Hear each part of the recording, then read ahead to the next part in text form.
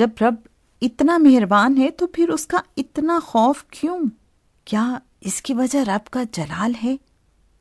اس سوال کا جواب جناب قبلہ سید سرفراز احمد شاہ صاحب یوں دیتے ہیں۔ میں تو یہ کہتا ہوں کہ اللہ کی طرف اس یقین کے ساتھ رجوع کریں کہ اس کی مہربانیوں اور رحمتوں کا سایہ میرے سر پر موجود ہے۔ یہ خوف رب کے جلال کی وجہ سے نہیں بلکہ اس بات کا خوف ہے کہ کہیں میرے رب کی مہربانی مجھ سے چھن نہ جائے۔ ایسا رب جو مجھے دشمنوں سے محفوظ رکھتا، قدم قدم پر میری حفاظت کرتا ہے۔ ایسا رب جو میری ان خواہشات کو بھی پورا کرتا ہے جن کا خود مجھے بھی علم نہیں۔ ایسے رب سے تو مجھے پیار، محبت اور عشق کرنا چاہیے، اور جس سے انسان عشق کرتا ہے اس کے روٹھ جانے کا خوف بڑا شدید ہوتا ہے۔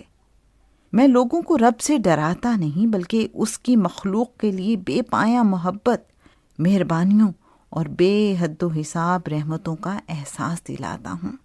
صرف ڈر یہ ہوتا ہے کہ ایسا مہربان رب کہیں روٹھ نہ جائے۔ حوالہ کتاب نوائے فقیر، پیج نمبر 36۔